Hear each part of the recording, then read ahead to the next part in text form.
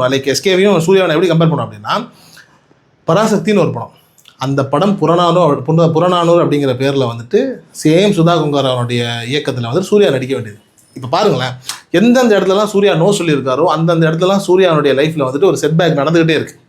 ஏன்னா சூர்யாவுடைய டிசைன் என்னவா இருக்குது அப்படின்னா, இத்தனை ஆண்டு காலமாக வந்துட்டு சூர்யா வந்து வேறு ஒருவருக்கு எழுதப்பட்ட கதை அது ரிஜெக்ட் ஆகும்போதுலாம் அது சூர்யாவை தேடி வரும். சூர்யா அதை எடுத்து பண்ணுவார். அந்த கதாபாத்திரத்தை சூர்யாவை தவிர யாருமே பண்ண முடியாதுன்னு சொல்லி உயிர் கொடுப்பாரு. அதுக்கப்புறம் ஒரு உச்சத்தை தொடுவார். இதுதான் சூர்யாவுடைய வாழ்க்கையில் நடந்துக்கிட்டு இருக்கக்கூடிய ஒரு நிலை. நந்தா படம் எடுத்துக்கோங்க, அஜித்துக்கு சொன்னது, அதுக்கப்புறம் வந்துட்டு அது சூர்யா கிட்ட வருது.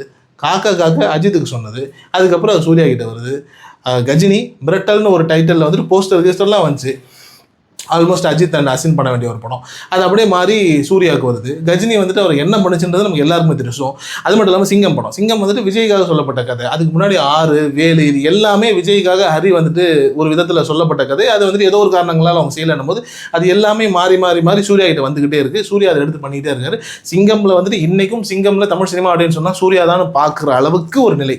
கிட்டத்தட்ட ஒரு 10 படம் சொல்லியிருப்பேன்னு நினைக்கிறேன். ஆல்மோஸ்ட் வந்துட்டு அங்கே ஒரு 3, இங்கே ஒரு 3, ஒரு 7-8 படங்கள்.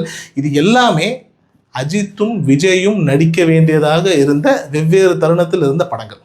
இது எல்லாமே ஏதோ ஒரு விதத்தில் சுற்றி என்ன ஆகுது அப்படின்னா சூர்யா கிட்ட வருது. சூர்யாவும் அதை பெருந்தன்மையாக எடுத்துக்கிட்டு அதை நடிக்கிறாரு, உச்சத்தை தொடுறாரு.